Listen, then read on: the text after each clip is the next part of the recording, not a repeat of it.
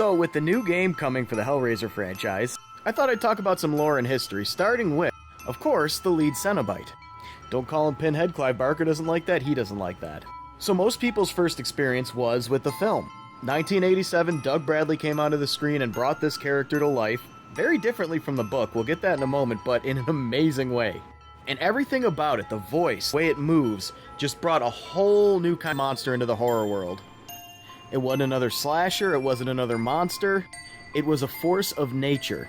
Something that people summoned, that took them to the very limit of what they could possibly experience physically. Good for some people, not so much for others. I don't feel I need to say much about this version of the character. Scary Images, sorry, but did you know there was a book called The Hellbound Heart? That was his first, well, it wasn't a he, nor was he the leader. I'm pretty sure none of them have, like, a gender. The version in the book was not the leader, and described in a more feminine way with a more feminine voice. The leader was described, if I recall correctly, more like just like a mutilated lump of flesh that could speak. We never really got to see that character. The version in the book played a much smaller role, which would be surprising to most people who only saw the movies, because he was kind of the main character. Well, actually, Frank Cotton was the main character, and also the villain. See, that's the thing, they're not really villains and they're not really heroes.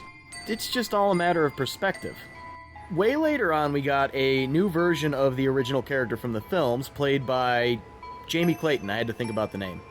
A lot of people complained about a female actor playing this character, but they obviously never read the book. In fairness, this is the iconic version of the character, and nobody's going to do better than Doug Bradley did. But give Jamie Clayton her props, she did a good job. And the only really effective way to do this character again in a remake is to take it in a very different direction, because like I said, Doug Bradley did it perfectly, and you can't improve on that. Then there was Revelations, and we're not going to spend any longer on that. Whoever made this film should be in prison for life.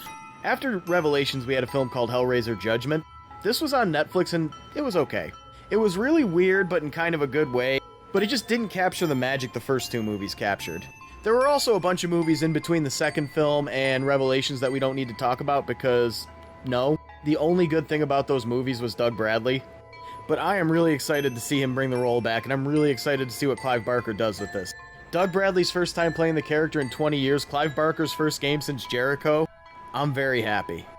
Vae Victis, save awesome, I cannot wait for this game.